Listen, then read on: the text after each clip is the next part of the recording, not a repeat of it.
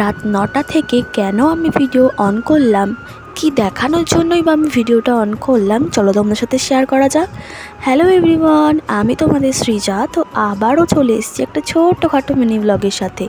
আসলে সেরকম কিছুই না, সারাদিন কোনো ভিডিও বানানো হয়নি, আর আমি ভাবছিলাম যে কালকে আমি কি ভিডিও পোস্ট করব। তো সেটা ভাবতে ভাবতেই মাথায় এলো, চলো আমার এই ছোট্ট রাতটুকুনি আমি কীভাবে কাটাচ্ছি সেটুকুনি শেয়ার করা যাক। তো চলো স্টার্ট করা যাক। তো দেখতেই পেলে আমি কিন্তু একটা সিনেমা চালিয়ে দিয়েছি ল্যাপটপে, দেন তারপরে বসে গেছিলাম কাজ করতে। এখানে তোমরা জানোই যে আমরা এখন সায়া সেলাই করছি, তো সেটাই এখন করতে বসে গেছি। আর মা ওরাও একটু আগেই কাজ থেকে এলো, মাই আর কি। তো মা একটু আগে কাজ থেকে এলো, এখন মাও বসে একটু সিনেমা দেখছে, আর আমি এখানে কাজ করে নিলাম। তো এই ফাঁকে দেখো মা কিন্তু রান্নাও করে নিয়েছে।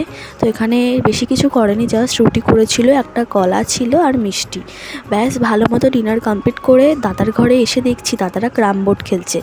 আসলে ওরা পাউডার খুঁজতে এসেছিলো, তো আমি ওটা দেখার জন্যই গেলাম যে ওরা কী করছে।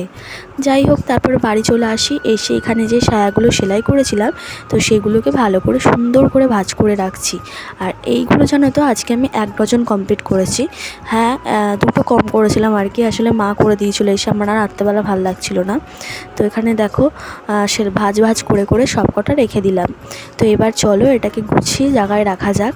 আর রাতের না কাজ থাকে, বাট সেরকম থাকে না যেরকম সকালে থাকে আর কি। তো এখানে দেখো কুলারের ওপরেই সব কিছু রাখি, মানে ওই মালের জিনিসপত্র, কারণ আমাদের ঘরটা তো প্রচণ্ড ছোট, তো এবার রাখার জায়গা খুব শর্ট। যাই হোক, তারপরে দেখো ভালো করে বিছানাটাকে ঝেড়ে নেব, কারণ একটু পরেই আমরা শুয়ে পড়ব। মা এখন ওই মেশিনে মাল করছে। তো এখন দেখো ভালো করে বিছানাটাকে টান টান করে ঝেড়ে নিচ্ছি, আর তোমাদেরকে দেখাচ্ছি ও যে বিছানাটা কত সুন্দর লাগছে। আর বিছানাটা পরিষ্কার থাকলে না সবটাই মনে হয় যেন পরিষ্কার, এমনকি মনে হয় মনটাও পরিষ্কার।